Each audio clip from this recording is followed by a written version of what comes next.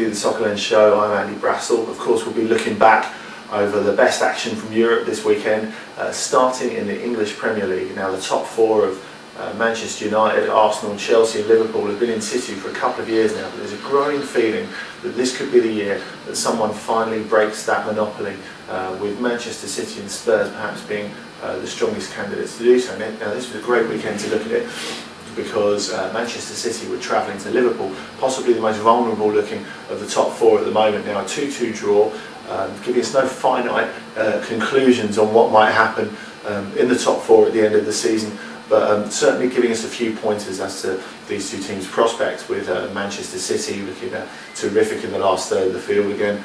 A really great example of that being Stephen Ireland's goal, beautifully set up by Carlos Tevez and Sean Wright-Phillips, but they showed their weakness just a minute later, conceding a rather scruffy equaliser to Yossi Benayoun, who of course has become more and more important for Liverpool, especially with the injury-induced marginalisation of Steven Gerrard. Now, Liverpool, again, giving clues to their character this season, taking the lead, playing pretty well, but then getting themselves in a position where they're in grave danger of losing the game after failing to capitalise on this dominance before getting back into the game with that Benayoun goal. Now, over in North London, a day later, Spurs gave an excellent account of their candidature, a 9-1 win over Wigan, with Jermaine Defoe scoring 5 goals, but it wasn't all about Defoe. Peter Crouch being a great foil for him up front, the midfield pair of Wilson Palacios and Tom Huddleston looking excellent, really strong again.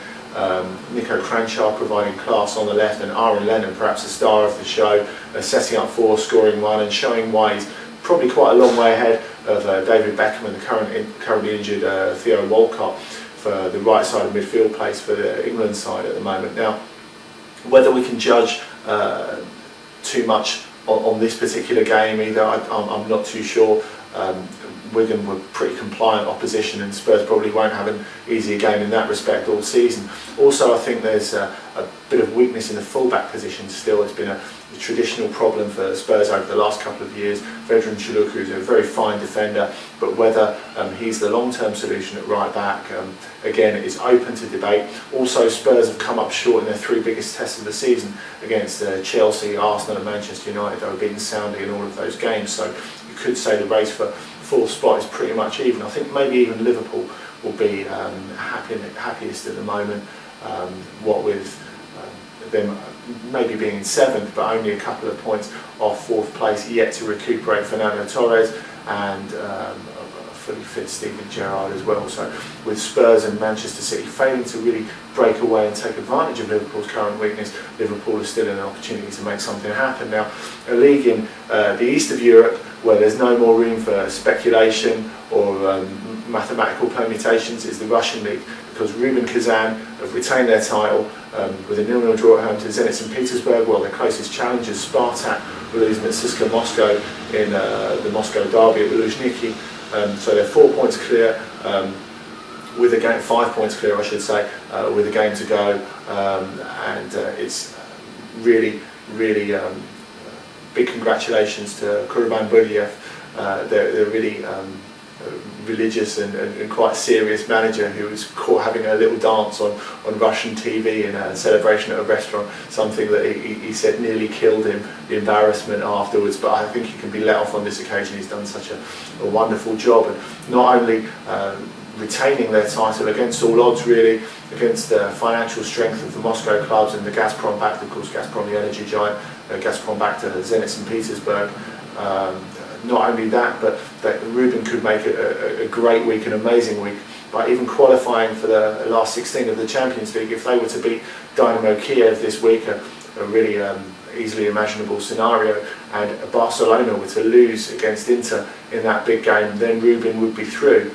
I think the Barcelona-Inter one is a game everyone will be looking out for this week, and it's a big test for Barcelona. They're 3rd in the group, and they are in danger of becoming the first reigning European champions not to qualify from the group stage. Porto came very close to it in 2004 after the post Jose Mourinho exodus, but that they squeaked through in the end.